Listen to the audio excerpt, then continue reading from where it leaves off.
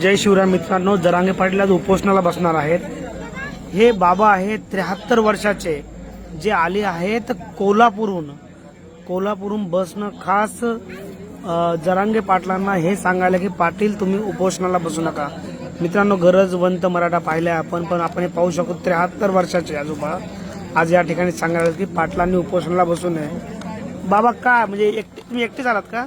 हा, मी सध्या तर एकटा आलेलो आहे, हा. पण आमची टीम दुसरी येते। टीम येणार आहे? हो. तुम्ही बसनं आले मी बसणार एकटे? हो. का कशासाठी आलात आंतरवालीला आज? दादा काय आमचं ऐकायला तयार नाहीये। हा, खरं दादाने आता उपोषणाचा मार्ग अवलंबू नये, अवलंबला नाही पाहिजे। नको पाहिजे। आम्ही त्यांना विनंती करतोय की दादा तुम्ही लढत राहिलं पाहिजे, कारण आम्हाला तुम्ही आमचे प्राण आहात।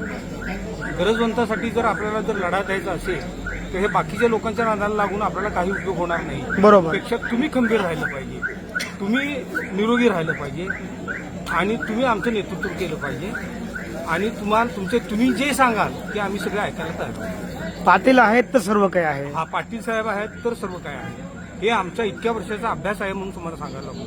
आणि इतक्या वर्षानंतर दादांच्या रूपामध्ये एक भला माणूस आपल्या समाजामध्ये सर्व समाजामध्ये आलेला आहे आणि त्याने आमची विनंती मान्य करावी अशी आम्ही सगळ्यांच्या तर्फे आम्ही त्यांना नम्र विनंती करतो। दादांना भेटून काय बोलणार आहे तुम्ही? दादांना बोलणार आहे, दादा उपोषण हा आता मार्ग राहिलेला नाही। पुढारी लोक ऐकायच्या मनस्थितीमध्ये नाही आहेत आणि आम्हाला तुम्ही हवं आहे आणि उपोषण करून तुम्ही शेवटी आम्हाला काय देणार?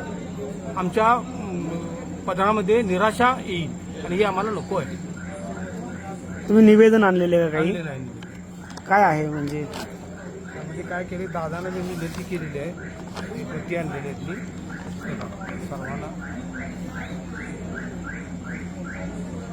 या निवेदन मी तुम्ही पाटलांना सांगितलं की पाटलांनी उपोषण नाही केलं हो, पाहिजे? नाही केलं पाहिजे म्हणून सांगितलेलं आहे। हा शेवटच्या पॅराग्राफमध्ये मी सांगितलेलं आहे, मराठवाडा मुक्ती संग्रामाचा दिवस आहे उद्या आणि उद्याला आज 12 नंतर दादा उपोषणाला बसणार आहे असं काहीतरी ऐकतोय मी। बरोबर। आणि म्हणून मग आम्ही विचार केला, म्हटलं बाबा 12च्या आतमध्ये आपण तिथे जाऊन कोणत्याही परिस्थितीमध्ये। मित्रांनो, हा आहे गरजवंत मराठा।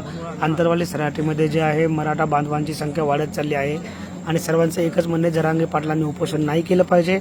आम्हाला आरक्षण पाहिजे, पण फक्त जरांगे पाटलांसोबत पाहिजे। धन्यवाद।